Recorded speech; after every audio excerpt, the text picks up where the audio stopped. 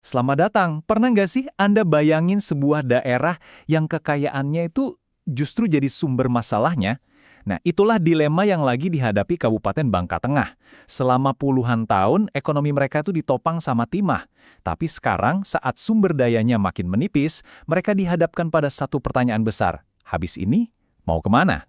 Oke, sebelum kita melangkah lebih jauh, penting banget nih untuk kita pahami. Pembahasan kita kali ini bukan asumsi sembarangan ya. Ini semua didasarkan pada sebuah proposal penelitian disertasi yang sangat serius oleh Doni Fernando.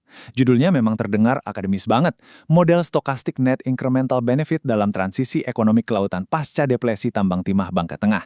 Tapi tenang, tugas saya di sini adalah membedah gagasan kompleks ini jadi sesuatu yang bisa kita cerna bersama. Ini dia peta perjalanan kita. Pertama, kita bakal mulai dari diagnosa masalahnya yang disebut paradoks timah. Lalu, kita akan lihat solusinya, ekonomi biru. Dari situ, kita akan masuk lebih dalam nih buat melihat cara kerjanya, yaitu gimana cara menghitung manfaat bersih dan pakai alat canggih yang namanya model stokastik. Nah, yang terakhir, kita akan lihat bagaimana semua ini bisa jadi panduan nyata lewat implikasi kebijakan. Yuk, kita mulai. Oke, kita mulai dari akarnya. Namanya paradoks timah. Ini tuh kisah klasik di mana sebuah anugerah, dalam hal ini timah yang melimpah, justru jadi pedang bermata dua. Di satu sisi menguntungkan, tapi di sisi lain menciptakan ketergantungan yang bikin rapuh. Coba deh, lihat angka ini. 271 triliun rupiah. Angka ini bukan keuntungan loh. Justru sebaliknya, ini adalah perkiraan kerugian lingkungan. Inilah biaya yang nggak kelihatan dari penambangan timah. Sebuah tagihan kerusakan yang harus dibayar oleh generasi sekarang dan masa depan. Dan kerusakannya bukan cuma di alam, tapi juga di kas daerah.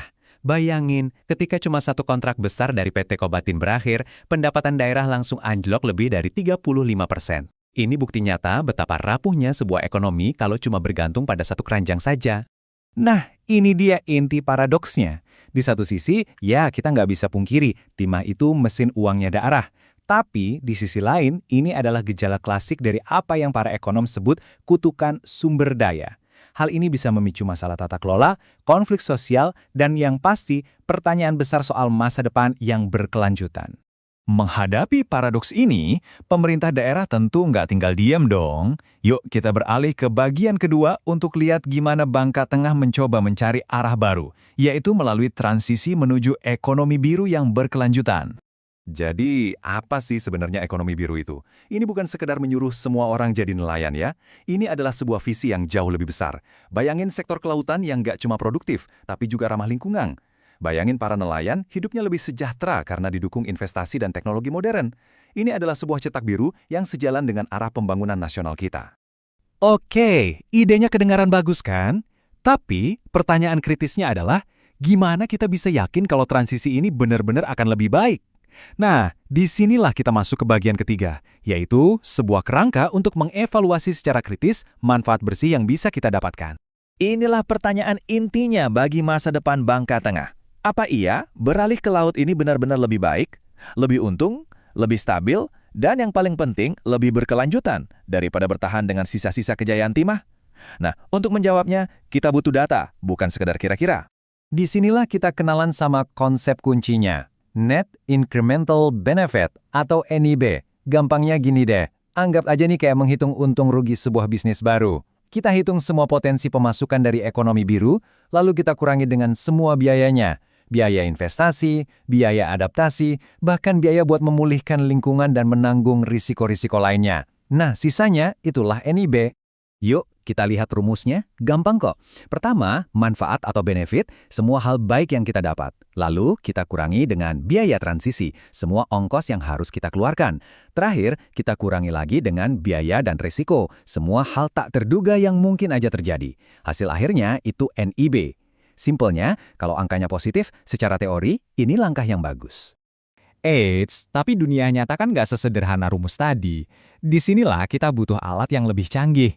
Mari kita masuk ke bagian 4 untuk kenalan sama model stokastik, sebuah alat untuk membaca ketidakpastian di dunia nyata. Intinya begini, dunia nyata itu penuh kejutan. Harga ikan bisa anjlok, hasil tangkapan bisa meleset, cuaca bisa ekstrim, tiba-tiba kebijakannya berubah. Jadi, model perhitungan sederhana yang berasumsi semuanya bakal mulus, jelas nggak cukup buat mengambil keputusan sebesar ini. Nah, di sini bedanya.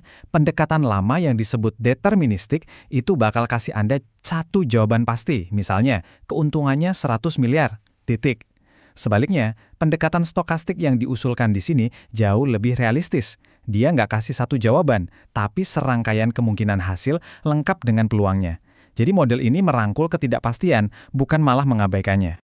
Lantas, apa aja sih yang kita dapat dari model canggih ini? Bukan cuma satu, tapi 3 jawaban penting. Pertama, kita dapat nilai harapan, kasarnya rata-rata keuntungan yang bisa kita dapat. Kedua, kita dapat gambaran risiko, seberapa besar kemungkinan hasilnya meleset dari harapan. Dan yang paling penting, kita dapat probabilitas sukses, seberapa besar sih peluang kita buat benar-benar untung dari transisi ini? Oke, sekarang kita sampai di bagian terakhir yang paling penting. Terus kenapa? Apa gunanya semua model yang rumit ini? Yuk, kita lihat gimana caranya model akademis ini bisa diterjemahkan jadi peta jalan pembangunan yang nyata buat daerah. Nah, disinilah letak kegunaan praktisnya. Tiap pihak kan punya kekhawatiran sendiri-sendiri. Pemda butuh tahu soal lapangan kerja, investor butuh tahu soal risiko bisnis, masyarakat butuh kepastian soal sumber penghidupan. Nah, ketiga hasil dari model stokastik tadi, nilai harapan, risiko, dan probabilitas, itu bisa memberikan jawaban yang dibutuhkan oleh masing-masing pihak ini. Pada akhirnya, semua analisis ini kembali ke satu pertanyaan fundamental. Model ini ibaratnya sebuah kompas yang canggih yang bisa menunjukkan arah sekaligus memperhitungkan badai ketidakpastian. Pertanyaannya sekarang adalah, dengan kompas ini di tangan, mampukah Bangka Tengah dan semua pihak di dalamnya menavigasi transisi yang sulit ini?